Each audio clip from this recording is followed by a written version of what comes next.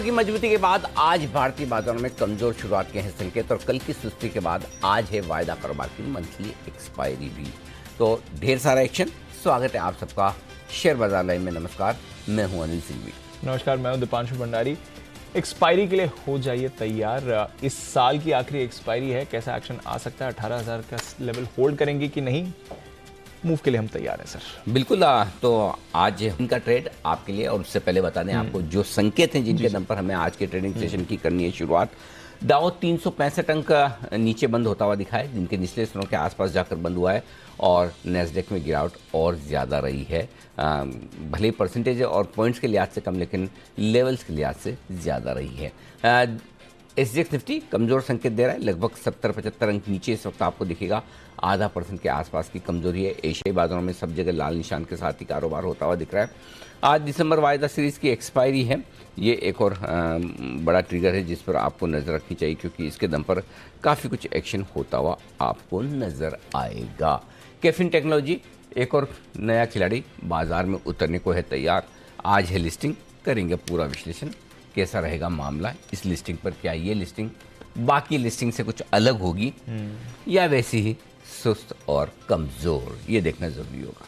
बिल्कुल। तो IPO market का तो एक्शन बना हुआ है, हालांकि सुस्ती थोड़ी है वहां पर, बट देखते हैं आज नई लिस्टिंग क्या रंग लाती है। बट बाजार में अनिल जी कल फिर से वही हुआ।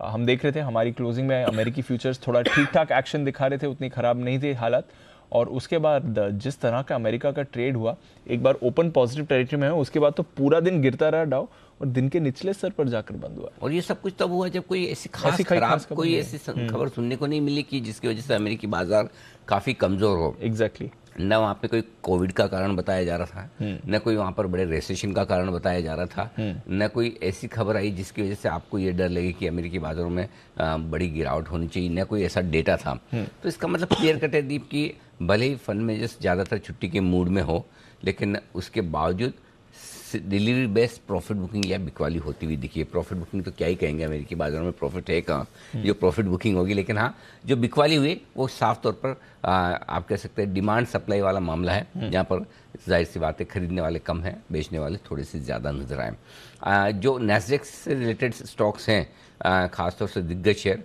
उनमें सब जगह फिर से दबाव है ही।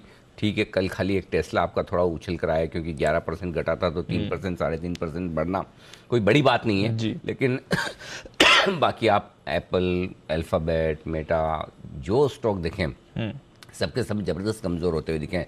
सो अमेरिकी बाजारों में मुनाफा वसूली का माहौल है, और जो आमतौर पर ईयर एंड पर जो एक बढ़िया मजबूती देखने को मिलती है वो अभी तक गायब है। अब वो क्या पहले हफ्ते से बनेगी, जनवरी के पहले हफ्ते से 2 तारीख से जब ट्रेड के लिए ज़्यादातर लोग लौटेंगे, फुल फ्लेज एक्शन होगा, या फिर थोड़ा इंतज़ार करना पड़ सकता है, ये देखने वाली बात होगी। लेकिन ओवरऑल देखा जाए तो अमेरिकी बाजार कोई खास ट्रेंड दे नहीं रहे। 1-2 दिन मजबूती, 1-2 दिन कमजोरी, इन सब के बीच में, और नैस्डैक तो कमजोरी का ट्रेंड दे ही रहा है, इसमें कोई डाउट नहीं है।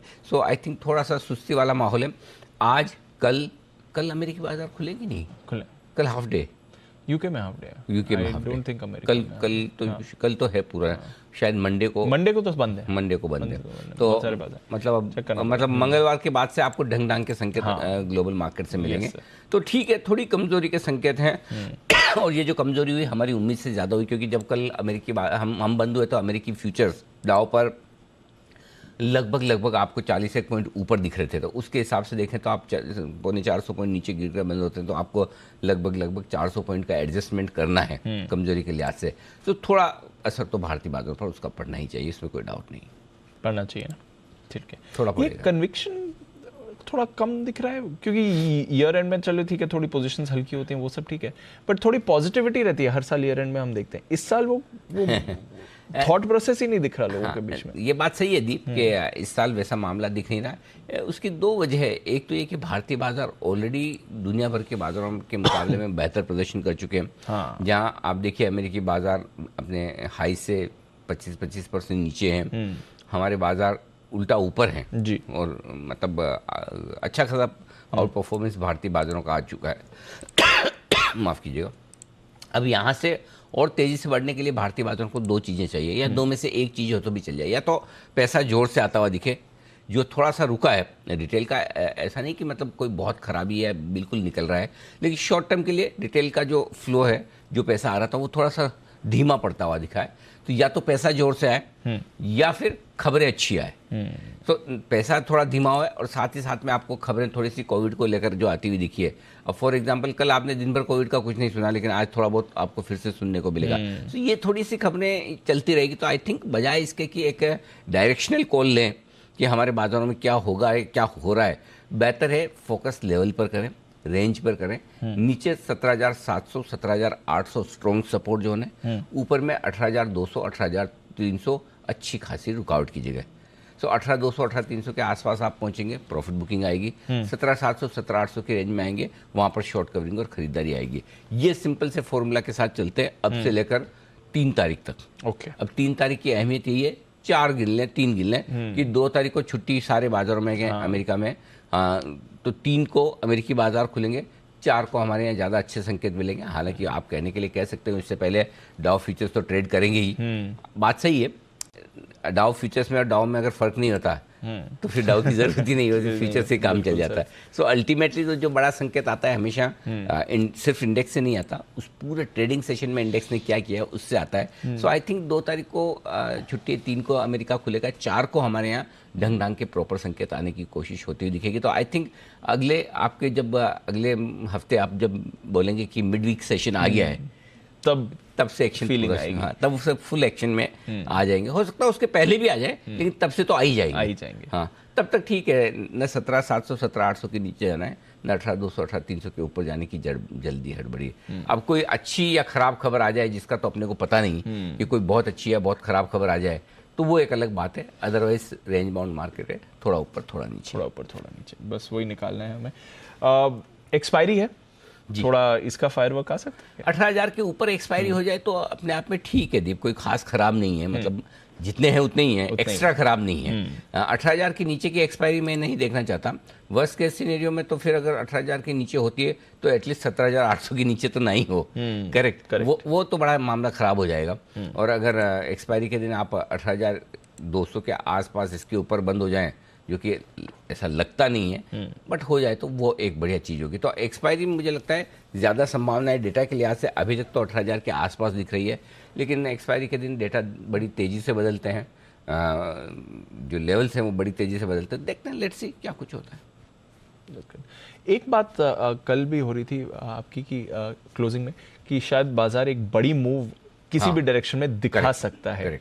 आज वो संभावना दिख रही है? हाँ दिख रही है दीप, क्योंकि एक्चुअली कल आपको याद होगा, कल हम बात कर रहे थे, कल ये पिछले 2 ट्रेडिंग सेशन को, इनफैक्ट 3 ट्रेडिंग सेशन को आप जैसे देखना चाहें वैसे देखें, ठीक है। मंडे को आपका लो था 17,774 का, जो इस फॉल में सबसे लोएस्ट लो आपने बनाया था दिन के दौरान। बंद हुए आप 200 पॉइंट ऊपर जाते 18,000 पर। कल के सेशन में आप मजबूत खुले, सॉरी परसों के सेशन में मंगलवार को आप मजबूत खुले रहे, एक बार 18,000 के नीचे फिसले, भी तेज़ी से फिसले, उसके बाद पूरे दिन भर ताकत बनाकर आप ऊपर आए। कल के सेशन में भी यही हुआ, एक बार आप नीचे भी आए और नीचे आकर वापस ऊपर भी आए। सो अगर आप देखें तो मार्केट आपको दोनों तरीके से संकेत दे रहा है। मजबूत संकेतों के बावजूद प्रॉफिट बुकिंग भी आ रही है, राइट। कमज़ोर संकेतों पर कमज़ोरी होने के बाद वापस रिकवरी भी उतनी बढ़िया आती दिख रही है। यानी कि इन लेवल्स के आसपास दोनों ही तरह के ट्रेडर्स या इन्वेस्टर्स कहते हैं, इनका व्यू तेजी का है वो भी थोड़े कोशिश कर रहे हैं खरीदने की, और जिनका व्यू मंदी का है वो भी बेचना चाहते हैं। और जब इस तरह का माहौल जो कश्मकश वाला और जिसमें इंट्राडे में वॉलेटिलिटी हो, तो आप एक बड़े मूव के लिए तैयार होते हैं। अब प्रॉब्लम एक ही है कि इस वक्त कम वॉल्यूम के साथ छोटी रेंज में वॉलेटिलिटी हो रही है। जैसे आप देखना चाहते हैं वैसी नहीं है। शायद साल का अंत नहीं होता, पार्टिसिपेशन पूरा होता तो वो आपको ज़्यादा बेहतर मूव दिखता है। फिर भी इस सिचुएशन में आप ट्रेडिंग रेंज के किसी एक सिरे तक पहुंचने की कोशिश करते हैं। अब वो नीचे का हो सकता है कि आज, क्योंकि हमारा डायरेक्शन आज नीचे का मिला है अमेरिका में जो कमजोरी है, तो ऐसी सिचुएशन में एक बार 17,775 17,825 को टेस्ट करने की रिस्क खत्म नहीं होती। अच्छा। वापस खुल जाती है। अगर आप 18,000 को होल्ड करके आज बंद हो जाते हैं तो फिर आपका 18,200 18,275 के हाई रेंज को टेस्ट करने की एक संभावना भी बनी रहती है। सो आई थिंक आज ओपनिंग से ज़्यादा क्लोजिंग अहमियत वाली होगी।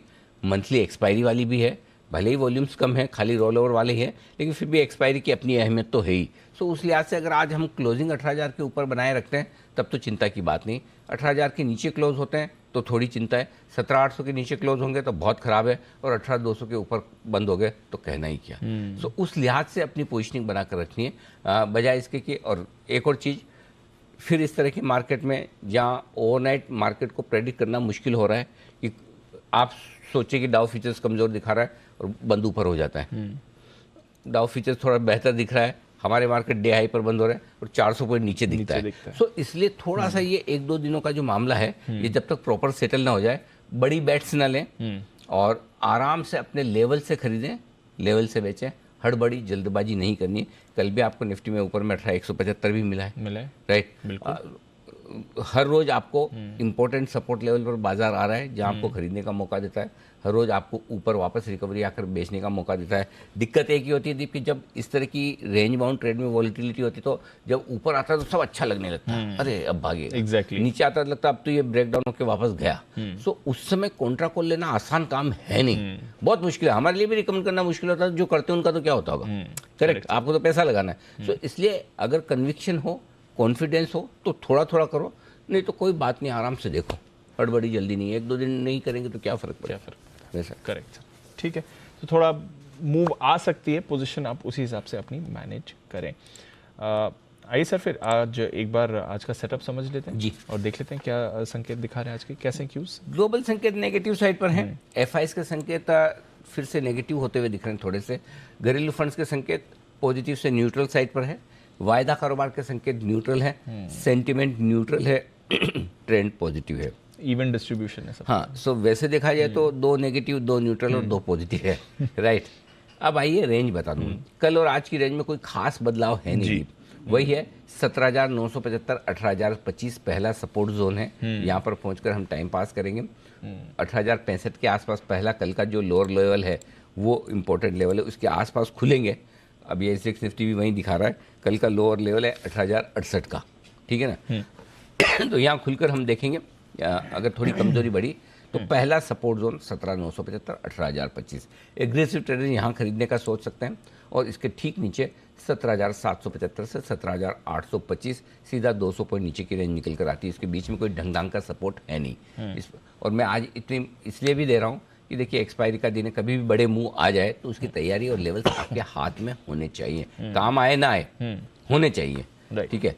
अब आइए ऊपर की रेंज 18,150 18,200 ऊपरी रेंज है, पार करके निकले तो 18,250 18,275 फाइनल टारगेट बनेगा, एग्जैक्टली कल वाली रेंज है। तो कल वाली रेंज में ऊपर और नीचे दोनों में कोई खास बदलाव है नहीं। बैंक निफ्टी थोड़ा सा, बैंक निफ्टी का मैंने रेंज हल्का सा नीचे किया है, ज़्यादा नहीं, 42,400 42,625 ये पहला सपोर्ट जोन है आपका, और इसके ठीक नीचे 42,075 से 42,300 की रेंज निकल कर आती है। ऊपर की तरफ 42,950 43,075 पहली रुकावट की जगह, पार करके टिके तो 43,150 से 43,300 की रेंज में आपको प्रॉफिट बुकिंग और बिकवाली आते हुए दिखेगी।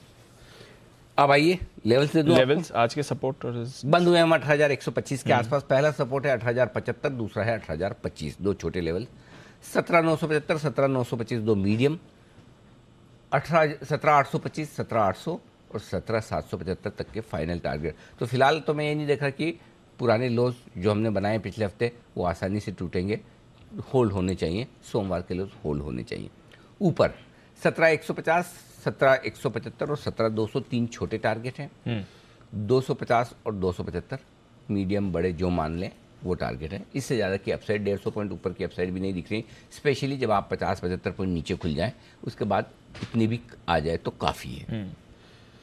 बैंक निफ्टी 42,825 के आसपास आप बंद हुए हैं कल, राइट।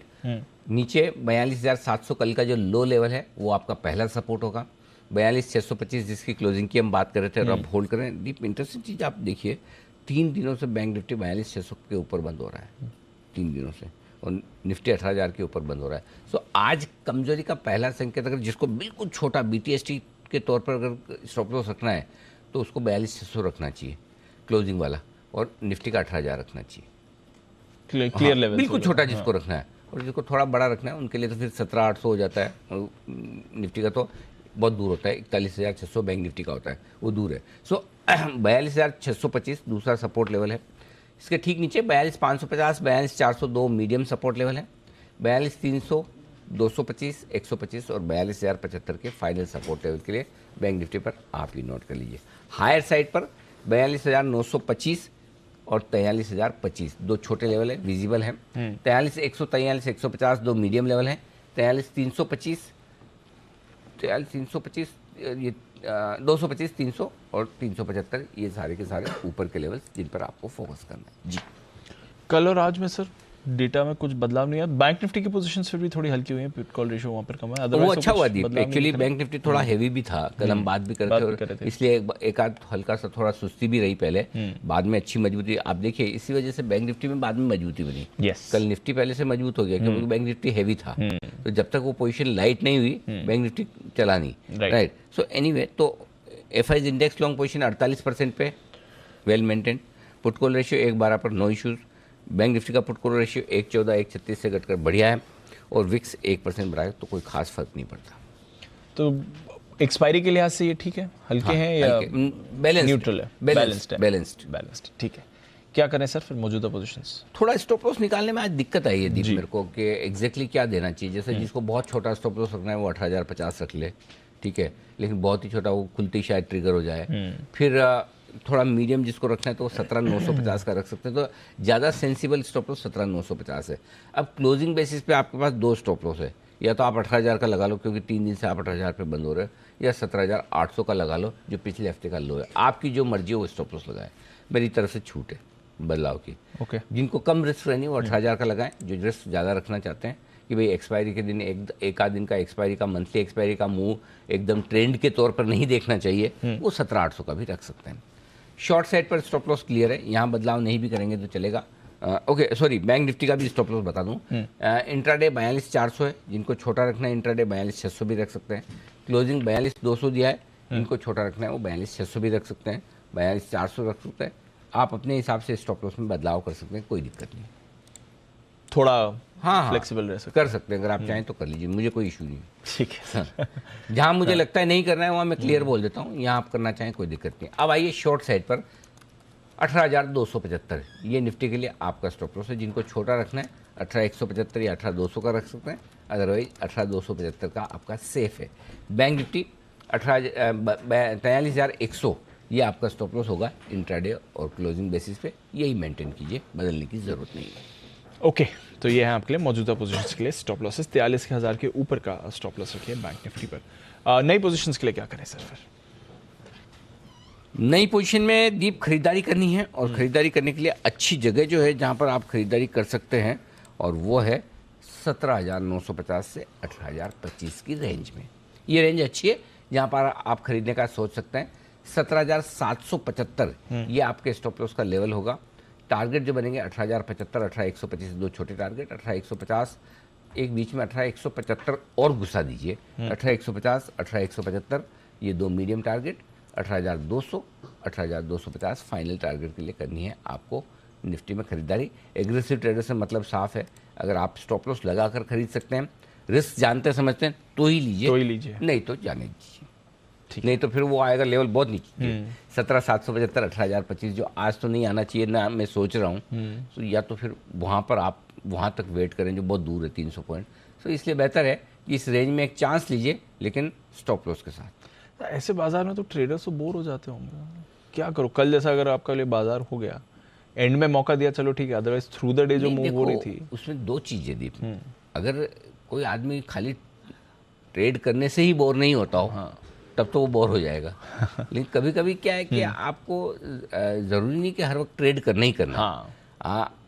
आप अगर ये स्क्रीन देखकर डिसाइड करें कि आज मैं इस लेवल पे ये ट्रेड अवॉइड करूँगा, वो भी तो अपने आप में एक्शन और लर्निंग है। एक्शन नहीं लेना भी अपने आप में एक एक्शन है, राइट। बट वो फीलिंग से दूर कैसे रहे कि नहीं कुछ तो करना है, ऑर्डर पंचन करना है। अपनी अपनी भावनाएं, अपने अपने भाव और भावनाओं का संगम होता है तभी ट्रेड होता है। तो इसलिए जरा ये तो मतलब वो कहते हैं ना कि अपनी इंद्रियों पर संयम रखने वाली बात है। हाँ।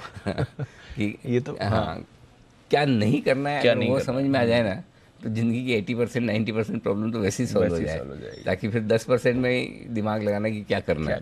तो इसलिए कई बार ट्रेड नहीं करना भी अपने आप में एक बड़ा समझदारी का काम है, और स्पेशली जब ट्रेंड क्लियर ना हो, और ओवरनाइट पोजीशन रखना और भी कम रखें तो ज़्यादा बेहतर है। आइए बेचने की बात बेचने करें। की बात करते हैं। 18,275 के स्टॉप लॉस से बेचना है। जिनको छोटा रखना है स्टॉप लॉस, वो 18,200 भी रख सकते हैं, 18,175 भी रख सकते हैं। स्टॉप लॉस आप अपनी मर्जी से डिसाइड कर सकते हैं। टारगेट जो नीचे के बनेंगे 18,075, 18,025 दो छोटे टारगेट, 17,975, 17,925 दो मीडियम टारगेट, 17,850, 17,800 और 17,775 ये 3 छोटे टारगेट के लिए करनी है आप, बड़े टारगेट के लिए करनी है आपको बिकवाली। ये रहा है निफ्टी में। तो दोनों तरह के ट्रेड ले सकते हैं, लेने और बेचने के। कम गैप से खुला, समझो 5-25 पॉइंट ही नीचे खुलता है, ठीक है, या वापस एक बार जंप मार के ऊपर आता है, तो ऊपर में आप बेचिए आराम से, कोई दिक्कत नहीं। वैसे भी हम लगातार ये कह रहे हैं कि 175, 250, 200, 275 ये रेंज कंजेशन वाली जोन के पास पहुंच गए। कल आप उस रेंज के हाई रेंज पे पहुंचे ही है एक तरह से। 18,175 और 18,200 में ज़्यादा फर्क नहीं होता, करेक्ट। तो वहाँ पहुंचे तो ही हम, लेट्स सी अब क्या आगे क्या होता है। अब आइए बैंक निफ्टी पे। जो लोग खरीदना चाहते हैं एग्रेसिव ट्रेडर्स के तौर पर, उनके लिए खरीदारी की राय है, और खरीदना है आपको 42,225 से लेकर 42,400 की रेंज में। पहला लेवल वैसे एंट्री का दीप 42,625 बनता है, लेकिन आज मेरा मन है नहीं वहाँ पे बाय कॉल देने का। मैं चाहता तो 42,400, 42,625 की रेंज में भी बाय कॉल दे सकता था, क्योंकि 42,600 के आसपास एक अच्छा सपोर्ट है। 400, 42,400 आपका कल का परसों का लो है, वो अच्छा सपोर्ट जोन निकल कर आता है। लेकिन हम आराम से खरीदेंगे, हड़बड़ी से नहीं खरीदेंगे। मिला तो ठीक, एक्सपायरी के दिन है, कई बार आप जो सोचते हो कि ये लेवल नहीं आएगा, वो आ जाता है ऊपर और नीचे दोनों की तरफ। तो आप इंतज़ार कीजिए इस रेंज का, जब इस रेंज में आए तो टुकड़ों में खरीदिए। 42,400 पर थोड़ा, 300 पर और, 225 पर और दूर का स्टॉप लॉस लगाना है 42,000 पर।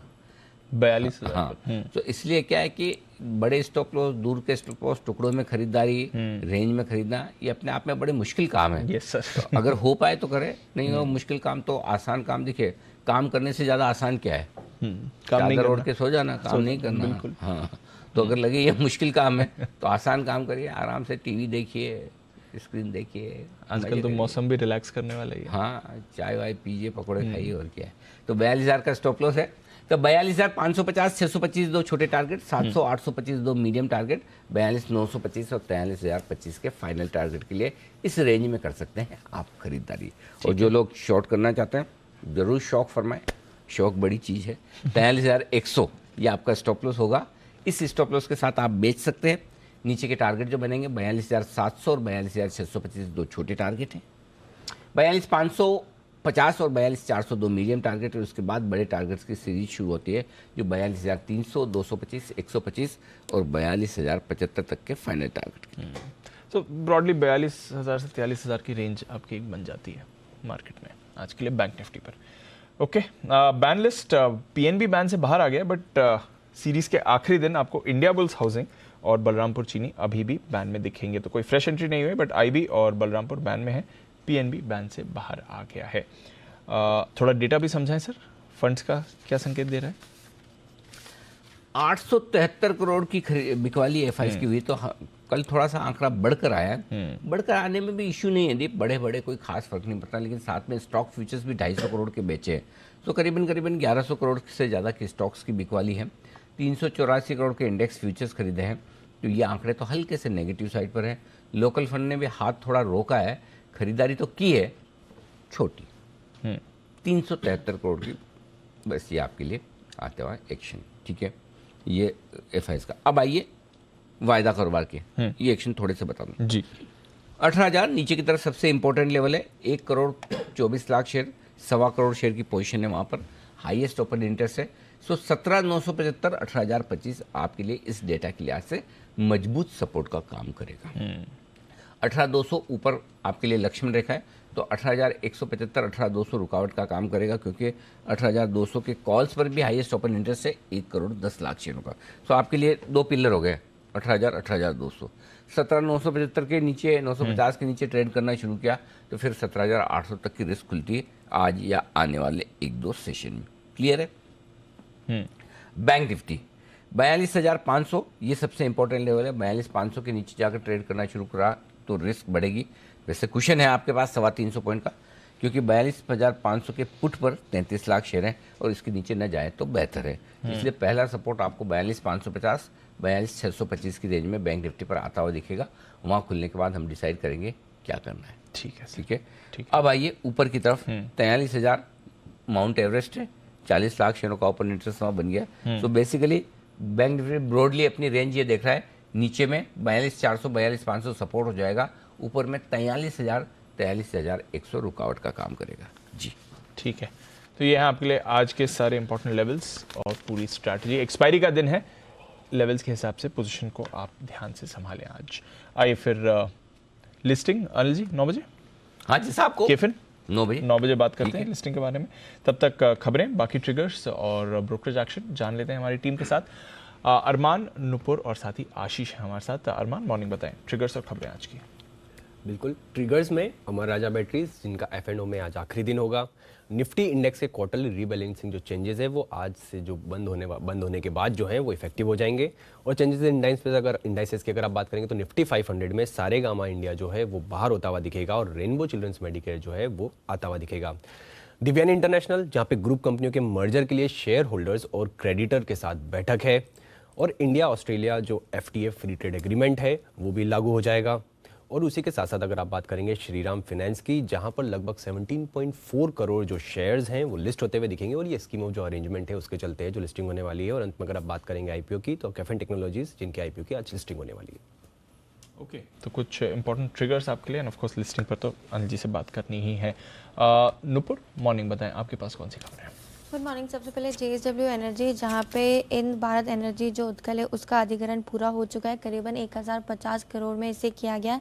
आने वाले 24 महीने में प्रोजेक्ट चालू भी किया जाएगा। और कंपनी का कहना है कि कोई एडिशनल फंड्स नहीं निवेश कर सकती है, कंपनी अतिरिक्त फंड निवेश कर सकती है, ऐसा उनका कहना है। IEX और पावर स्टॉक्स भी आज फोकस में, क्योंकि पावर एक्सचेंज पे इलेक्ट्रिसिटी की जो कीमतें उस पर जो कैप है वो कंटिन्यू रहने वाली है 12 रुपये पर यूनिट के भाव पर। स्पंदना स्फूर्ति भी आज फोकस में, क्योंकि जो दबाव में पोर्टफोलियो है उससे ARC में ट्रांसफर करने को मंजूरी मिल गई है। करीबन 323 करोड़ के रिटर्न ऑफ कर्ज भी इसमें शामिल है। अशोका बिल्डकॉन, जहां पे मध्य प्रदेश विद्युत वितरण कंपनी की तरफ से कंपनी को करीबन 755 करोड़ का ऑर्डर मिलते दिखा था। पॉजिटिव न्यूज़ है कंपनी के लिए। IRCTC, जहां पे कंपनी ने कहा है कि डेटा चोरी की घटना से उन्होंने इनकार किया है, तो ये स्टॉक भी आज फोकस में रहने वाला है। एविएशन स्टॉक्स भी आज फोकस में रहेंगे, क्योंकि अगर आप China, Japan, south Korea, Thailand, Singapore या हांगकांग से वापस आ रहे हैं तो आपको कंपल्सरीली RT-PCR जो टेस्ट है वो करवा के वेबसाइट पे, एयर सुविधा की जो वेबसाइट है उस पर डालना होगा, ऐसा सूत्रों के हवाले से पता चला है। ओके, तो ये है आपके लिए कुछ खबरें। ट्रैवल से रिलेटेड स्टॉक्स एक बार फिर से फोकस में आ सकते हैं।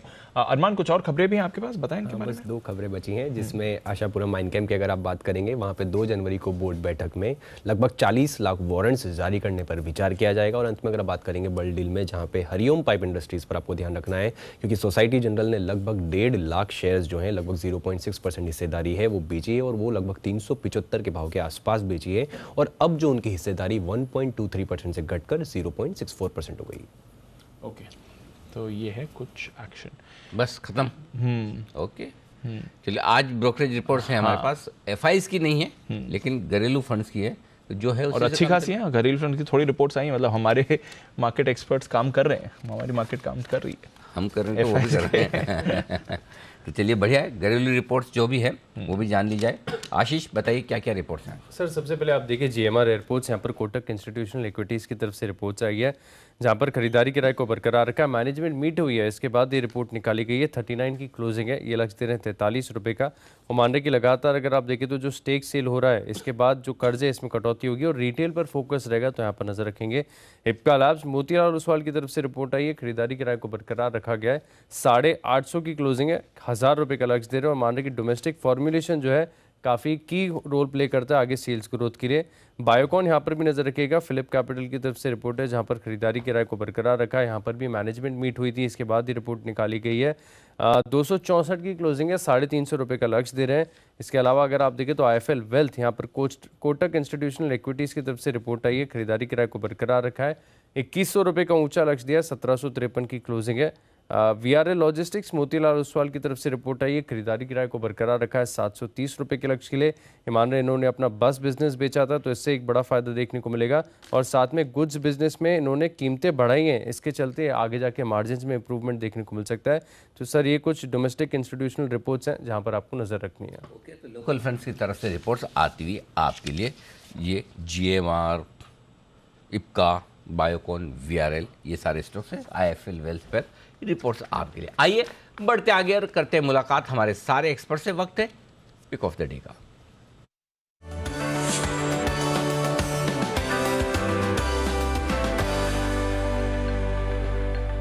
बंसल जी सुप्रभात, शुरुआत करें, बताएं sir pick of the day. सुप्रभात अनिल जी, सुप्रभात दीपांशु। अनिल जी, मेरा पिक ऑफ द डे है ONGC को मुझे लगता है कमजोरी में खरीदना चाहिए, स्टॉक चलेगा।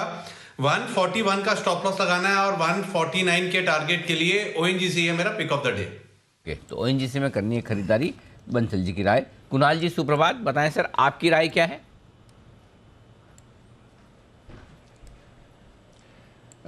सुप्रभात अनिल जी, सुप्रभात दीपांशु। अनिल जी, आज मेरा नोटा स्वीकार करें, बाजार अनिल जी थोड़ा नीचे खुलेगा तो मुझे लगता है बेहतर अवसर मिलेंगे। तो अनिल जी उसके बाद सोच विचार करके हम लोग मंत्रणा करके आपको एक कॉल देंगे। तो अनिल जी नोटा स्वीकार कर लेकर चलिए, तो बाजार खुलने का है इंतजार, उसके बाद बताएंगे आपको कुणाल जी। हिमांशु जी भी हमारे साथ जुड़ चुके हैं। गुड मॉर्निंग सर, बताएं आपकी पसंद का share. Good morning to you Anil ji, good morning Deep, good morning everyone.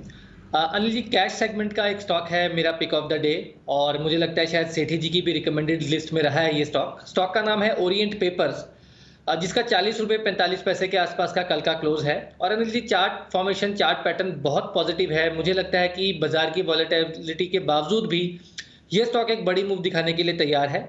तो 46 और 50 ये दो टारगेट्स के लिए आज के लिए मेरा पिक ऑफ द डे रहेगा ओरिएंट पेपर। ये टारगेट्स ऑफ कोर्स 1 से 2 दिनों के हिसाब से हैं। स्टॉप लॉस लगाना है ₹38 का। ओरिएंट पेपर ये है स्टॉक्स जहां पर खरीदारी करने की राय हिमांशु जी की तरफ से आती हुई दिख रही है। आइए, सेठी साहब भी हमारे साथ है तैयार। सेठी साहब से समझे पहले उनकी पसंद का शेयर। सेठी साहब बताएं। Good morning. Good morning Anil ji, good morning Deepanshu. Anil ji, Himanshu ji ने ठीक याद किया। एक तो आपको याद होगा कोविड के दौरान टॉयलेट पेपर की बहुत किल्लत हो गई थी इंटरनेशनली, तब मैंने ओरिएंट पेपर को पिक किया था। भारत की one of the largest toilet paper बनाने वाली कंपनी है। 17-18 रुपए के भाव हुआ करते थे उस समय।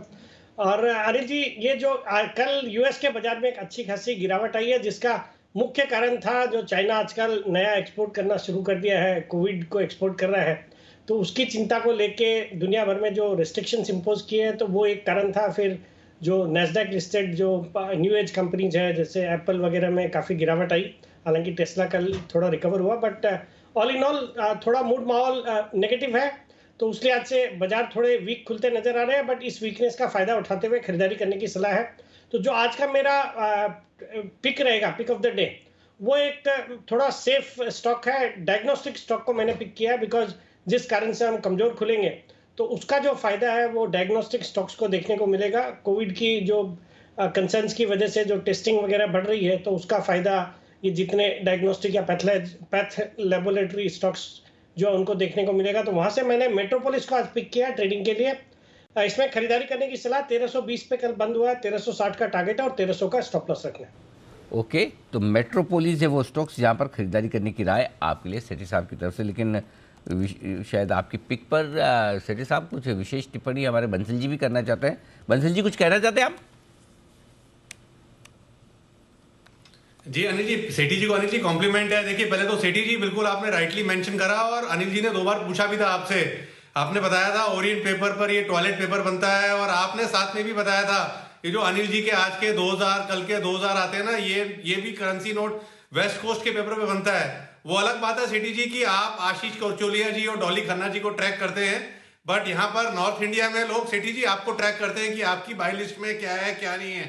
तो अब तो आपको सुन के भी बड़ा अच्छा फील गुड फैक्टर हो रहा होगा जाते जाते 2022 में। सेठी जी धन्यवाद दे दीजिए। सेठी जी की तरफ से धन्यवाद स्वीकार कर ले, हाथ जोड़कर 3 बार दे दिया है, अब इससे ज्यादा मत दिलाए, नहीं तो साष्टांग दंडवत कर डालेंगे। आइए, सीबी जी भी हमारे साथ तैयार। सीबी जी सुप्रभात, बताएं ma'am, pick of the day. Very good morning Anil ji, very good morning Deepanshu.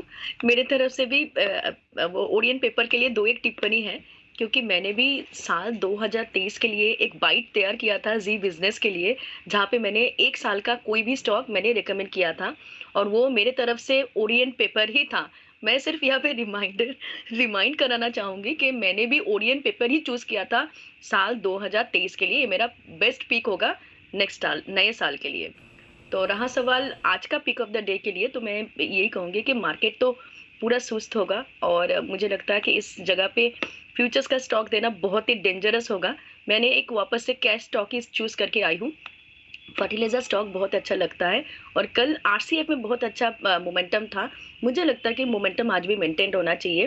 Current level पर नहीं, थोड़ा बहुत डिप पर मिलता है 130 129 इसी रेंज के आसपास खरीदने का सलाह होगा। 126 का स्टॉप लॉस के साथ पहला टारगेट 138। सिमी जी लगता है थोड़ा सा बोल तो रही लेकिन हम तक पहुंच नहीं पा रही उनकी आवाज़। तो आरसीएफ वो स्टॉक है जहां पर खरीदारी करने की राय 126 का स्टॉप लॉस लगाकर 138 और 144 के टारगेट के लिए करें खरीदारी। सिमी जी अब हम आपको सुन पा रहे हैं। आरसीएफ आप बता रही थी जी। अनिल जी, आरसीएफ में कल एक अच्छा मोमेंटम देखने को मिला था। मुझे लगता है कि मोमेंटम आज भी मेंटेन होगा, तो करंट लेवल पर नहीं, क्योंकि मार्केट बहुत वीकनेस के साथ ही खुलेगा। 130 129 के आसपास मिल जाना चाहिए, तो उस रेंज के आसपास आने में खरीदारी करके चलने का सलाह होगा। 126 का स्टॉप लॉस के साथ पहला टारगेट 138, दूसरा टारगेट 144। आरसीएफ मेरे तरफ से आज का pick of the day. Okay Sumit ji good morning, स्वागत है, बताएं sir pick of the day. Good morning Anil ji, good morning Anil ji. Pick of the day के तौर पे पावर ग्रिड को सिलेक्ट करना चाहिए। पावर ग्रिड कल एक अच्छा मूव दिखाया, ये मूव कंटिन्यू रहना चाहिए। मार्केट की वॉलिटिलिटी में इस पर ज्यादा इम्पैक्ट आना नहीं चाहिए, तो 211 के स्टॉप लॉस से पावर ग्रिड में खरीदारी करके चलने का सलाह रहेगा। 220 रुपए से लेके 224 रुपए तक के टारगेट एक दो दिनों के अंदर पावर ग्रिड में देखने को मिल सकते हैं, तो आज पावर ग्रिड को खरीदारी करें। 211 का स्टॉप लॉस, 220 और 224 का टारगेट। परफेक्ट, तो पावर ग्रिड आपके लिए स्टॉक रहेगा खरीदारी करने के लिए आज से। आइए सेठी साहब से जाने कुछ और उनकी पसंद के शेयर, क्योंकि एक तो हमेशा पिक ऑफ द डे होता ही, लेकिन वायदा कारोबार के कुछ और इंटरेस्टिंग शेयर हो सकते हैं आज। सेठी साहब बताएं क्या क्या है आपकी लिस्ट में। बिल्कुल अनिल जी, 4 और स्टॉक F&O स्पेस से रिकमेंड कर रहा हूँ, खरीदारी करने की सलाह है, ये गिरावट का फायदा उठाना। अनिल जी, जो दूसरा stock after metropolis would be TVS Motors. कल ये स्टॉक में एक अच्छा खासा मोमेंटम देखने को मिला और उसके अलावा चूंकि ऑटो सेल्स नंबर सब आने वाले हैं, 1 तारीख को आ जाएंगे और ये कंपनी मुझे लगता है अच्छा करनी चाहिए, इस मंथली सेल्स भी अच्छे होने चाहिए, तो इसमें खरीदारी करने की सलाह। 1082 पे बंद हुआ, 1105 का टारगेट है, 1070 का स्टॉप लॉस। थर्ड स्टॉक एक सेफ स्टॉक है BEL, भारत इलेक्ट्रॉनिक्स। एक तो डिफेंस सेक्टर का स्टॉक है जिसपे मैं बुलिश हूँ, यहाँ से बजट तक मुझे लगता है अगर इन लेवल्स पे ले भी लेंगे और बाजार में कोई गिरावट आती है तो ऐड करना चाहिए, ये स्टॉक्स चलने चाहिए। एक बहुत ही दमदार कंपनी है, फंडामेंटल्स अच्छे हैं और डिफेंस एज ए सेक्टर भी अच्छा लगता है और स्टॉक थोड़ा करेक्ट भी हुआ अपने ऊपर लेवल से, तो यहाँ पे खरीदारी करने की सलाह है। 99 पे क्लोज हुआ है, 105 का टारगेट है और 95 का स्टॉप लॉस। चौथा स्टॉक फर्टिलाइजर स्पेस से कोरोमंडल इंटरनेशनल में खरीदारी करने की सलाह है। 898 का कल इसका क्लोज है, 915 का टारगेट है, 890 का स्टॉप लॉस। और फाइनली आईटीसी में भी खरीदारी करने की सलाह है। 334 का इसका बंद हुआ है, 342 का टारगेट है और 329 का स्टॉप लॉस। ओके, तो ये है आपके लिए चारों स्टॉक्स जहां पर खरीदारी करने की राय। मेट्रोपोलिस तो है ही सेठी आपकी लिस्ट में, लेकिन टीवीएस मोटर्स, BEL, कोरोमंडल और साथ ही साथ आपके लिए ITC भी। ओके, तो यहाँ पर आपको रखनी है नज़र। कल हमने ITC में थोड़ा एक्शन भी बनते हुए देखा था। एक्शन और कई काउंटर्स पर हो सकता है। टाटा स्टील पर भी करना है फोकस। एक तो मेटल्स में हमने थोड़ा एक्शन बनते हुए देखा है। ग्लोबली बेस मेटल प्राइसेस में 2-3 दिनों से आपने एक उछाल देखा है। दूसरा, वंदे भारत एक्सप्रेस ट्रेन्स के लिए ये एक सप्लायर नियुक्त हुए हैं। हमने ये खबर कंपनी के ट्विटर हैंडल पर आते हुए भी देखी है। टाटा स्टील 110 का एग्जैक्ट लेवल है। हिमांशु जी क्या कहता है इसका चार्ट सर? कल एंड ऑफ ट्रेड थोड़ी मुनाफा वसूली जरूर थी, बट 2-3 दिनों में एक्टिव रहा है काफी काउंटर। दीप देखिए, अगर मैं स्टील मेजर्स के चार्ट्स देखता हूं तो कहीं ना कहीं JSW स्टील, जिंदल स्टील, इन दोनों ही स्टॉक्स ने अपने लाइफ टाइम हाईज बनाए हैं और उनके कंपैरेटिवली जो 2022 के हाई थे टाटा स्टील के, अभी उन लेवल से भी करीब ये स्टॉक 30-35% नीचे ट्रेड करता है। लोअर लेवल्स पे एक अच्छी खरीदारी बनते हुए नजर आई है और मुझे लगता है कि चार्ट फॉर्मेशन थोड़ा पॉजिटिव होता हुआ नजर आ रहा है। तो पोजिशनल तौर पर मेरा ऐसा मानना है कि 102 103 रुपए के क्लोजिंग बेसिस के स्टॉप लॉस के साथ टाटा स्टील में तेजी की पोजीशन बनाई जा सकती है, और यहाँ पर जो कैचअप मूव है बाकी पीएस के मुकाबले वो आने वाले समय में देखने की पॉसिबिलिटी बनती है। अपसाइड में पहला टारगेट रहेगा 115 116 रुपए का। जब कभी भी ये स्टॉक उस लेवल के ऊपर निकलता है तो यहाँ पर शॉर्ट टर्म में मोमेंटम फर्दर स्ट्रांग होता हुआ नजर आ सकता है, और उस कंडीशन में स्टॉक 130 और 140 रुपए तक के पोजिशनल टारगेट्स के लिए चलता हुआ नजर आ सकता है। तो ये है आपके लिए राय। टाटा स्टील पर इस पर रखें नज़र, JSPL इस पर भी आपको रखनी है नज़र। ये काउंटर्स आ रहे हैं सुमित जी के, माफ़ कीजिए हिमांशु जी के रेडार पर। मेटल्स आज थोड़ा फोकस में रह सकते हैं। JSW एनर्जी, कल अनिल जी स्टॉक को हाईलाइट भी कर रहे थे, एंड ऑफ ट्रेड हमने देखा एक बढ़िया स्पाइक आते हुए दिखा था। इन भारत एनर्जी उत्कल का जो इन्हें एक्विजिशन करना था वो इन्होंने पूरा कर लिया है, ये आपके लिए खबर आती हुई दिखी है। तो कल तो ये स्टॉक फोकस में था ही। बंसल जी आज के लिए क्या राय रहेगी सर? JSW एनर्जी कल 5% ऊपर बंद हुआ 284 के लेवल पर। फॉलो ऑन अगर बाइंग आती है तो इंपॉर्टेंट लेवल्स फिर क्या निकल कर आते हैं इसके लिए? दीपांशु, यहाँ पर अगर हम देखें कल एक अच्छी बाइंग देखने को मिली थी। यहाँ पर 290 से लेकर 293 स्ट्रॉन्ग हर्डल है, और कल यहाँ पर ऊपर में 293 से रिट्रेसमेंट देखने को मिला था। तो मेरा ऐसा मानना है दीपांशु, जिनके पास है होल्ड करें। नई खरीदारी के लिए 290 290 से लेकर 293 का जो हर्डल है ये डिसाइसिवली टूट जाए तब यहाँ पर एक मच अवेटेड पॉजिटिव क्रॉसओवर देखने को मिलेगा। तो नई खरीदारी की राय ये 290 से 293 की हर्डल टूटने के बाद होगी। तो 290 के ऊपर ही आप न्यू मूव आते हुए देख सकते हैं। ऑफ कोर्स हाई से काफ़ी करेक्ट भी होता है ये काउंटर, फिर रिसेंटली थोड़ा बाउंस बैक में इसमें आया है। देखते हैं कैसे मूव दिखाता है आपके लिए JSW एनर्जी। एक बार सेठी साहब से भी राय लेनी थी। सेठी साहब, एक तो JSW एनर्जी इस पर अपना व्यू दें, दूसरा टाटा पावर भी, बिकॉज अगेन ये भी हाई से काफ़ी करेक्ट हुआ है, और आज पावर सेक्टर के लिए कई सारी खबरें हैं। एक तो टाटा पावर इनकी विद इन सब्सिडरीज थोड़ा ऑर्डर एक सब्सिडी से दूसरी सब्सिडी गया है, दूसरा एक्सचेंजेस पर 12 रुपये प्रति यूनिट का प्राइस कैप अभी भी लगा हुआ है, और 2 दिनों से हम खबर देख रहे हैं कि power demand specially north India में काफ़ी तेज़ी से ऊपर गई है। नहीं, बिल्कुल दीपांशु, पूरा सेक्टर ही अभी थोड़ा फोकस में है, और खास करके टाटा पावर में तो एक अच्छी खासी गिरावट आई और उसके बाद से थोड़ी रिकवरी हुई है। बट मुझे लगता है स्टॉक यहाँ से अब चलना चाहिए। डाउनसाइड रिस्क जो है वो अब लिमिटेड है, और जब बाजार में थोड़े सेंटीमेंट्स और सुधरेंगे तो ये स्टॉक अच्छा करेगा। बाकी JSW एनर्जी का भी जो खबरें आई कल, हालांकि उस खबरों के ऊपर रिएक्शन ऑलरेडी हो चुका है, बट स्टिल मुझे लगता है इन लेवल्स पे ये स्टॉक भी अच्छा करेगा। और बाकी मेरा जो पावर रिलेटेड जो इंफ्रास्ट्रक्चर में कंपनियां हैं, जैसे टेक्नो इलेक्ट्रिक कई बार मैंने रिकमेंड किया है, पावर मैक प्रोजेक्ट्स है, इस तरह के जो स्टॉक्स हैं उनमें मुझे लगता है यहाँ से सब्सटेंशियल अपसाइड आने वाले दिनों में देखी जा सकती है। तो इन दोनों स्टॉक्स पर भी मैं बुलिश हूँ। और IEX सेठी साहब, थोड़ा बाजार इस स्टॉक को भूल चुका है। ऑफ कोर्स प्राइस कैपिंग का डायरेक्ट तो इन पर कोई इम्पैक्ट नहीं है, इनडायरेक्टली आई डोंट नो अगर वॉल्यूम्स पर इम्पैक्ट आता है या नहीं, बट एनीवे प्राइस कैप तो चल ही रहा था। IEX पर क्या राय है सेठी साहब आपकी?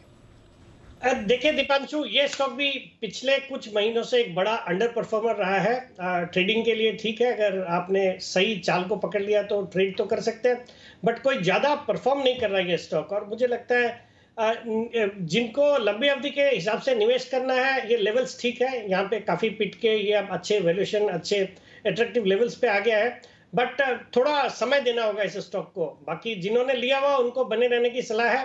फ्रेश खरीदारी के लिए मुझे लगता है जो बाकी के स्टॉक्स हैं उनमें ज़्यादा जल्दी और ज़्यादा अच्छे रिटर्न देखने को मिल सकते हैं। ओके, तो ये है आपके लिए IEX जिस पर आपको रखनी है नज़र। थोड़ा रेडार पर रह सकता है, एक बार इसके चार्ट पर भी चेक ले लें एक बार। सुमित जी, IEX 140 का लेवल? देखिए स्टॉक के अंदर अभी तक कोई बड़ा मोमेंटम बना नहीं है। एक बड़ा तेजी के लिए स्टॉक को एक रिवर्सल दिखाना जरूरी है, जो कि 150 के बाद ही देखने को मिलेगा। ये लेवल ऊपर में एक बार कन्विंसिंगली ब्रेक होते हैं, उसके बाद ही बड़ा मूव आएगा। जब तक ये लेवल नहीं टूटते तब तक स्टॉक थोड़ा सा साइडवेज और डाइसी है। फ्रेश करेक्शन स्टॉक में आएगी जब नीचे में 130 का लेवल टूटेगा। तो फिलहाल आप ये एक रेंज मान के चले 20 रुपए की, 130 135 स्टॉक का नीचे में सपोर्ट बनेगा और 150 स्टॉक का ऊपर में रेजिस्टेंस बनेगा। इसमें बड़ी तेजी मैं 150 के बाद ही करूंगा। जब तक ये लेवल नहीं टूटेगा तब तक मैं वेट एंड वॉच मोड पे रहूंगा स्टॉक के अंदर। ओके, तो ये राय है आपके लिए IEX पर। आइए, राजेश पालिया साहब भी हमारे साथ जुड़ चुके हैं। पालिया साहब, सुप्रभात, स्वागत है आपका। बताएं सर, आपका pick of the day. Good morning Anil ji, good morning everyone. So pick of the day रहेगा फर्टिलाइजर स्पेस से और उसमें चंबल फर्टिलाइजर पे फोकस है। कैश के लेवल है, हमें लगता है जिस तरीके से थर्ड कंसेक्यूटिव डे है जहाँ पे स्टॉक में एक अच्छा रिकवरी का ट्रेंड बनते हुए दिख रहा है। स्टॉक अब अपने 50 डे मूविंग एवरेज को पेनिट्रेट करते हुए दिख रहा है। हमें लगता है जो रिकवरी बनी है करेक्शन के बाद चंबल फर्टिलाइजर में फर्दर एक्सटेंड होते हुए दिख सकती है। 312 315 तक की अपसाइड हम एक्सपेक्ट कर रहे हैं। स्टॉप लॉस रखेंगे यहाँ पे करीब 297 के आसपास। ओके, तो ये है आपके लिए चंबल फर्टिलाइजर। सारे काउंटर्स फर्टिलाइजर पैक के वापस रेडार पर आ ही गए हैं। आरसीएफ सिमी जी के भी रेडार पर है, कोरोमंडल सेठी साहब के रेडार पर आ रहा है। नज़र रखिए इन सारे काउंटर्स को, मूव आपको वापस बनती हुई दिख सकती है। एक बार राय ले ली जाए यूपीएल के चार्ट पर भी, क्योंकि ये भी थोड़ा रेडार पर एक्टिवली आ सकता है। हमने कल भी इसके बारे में एक बार बात ज़रूर करी थी। बंसल जी, यूपीएल का चार्ट देखें सर।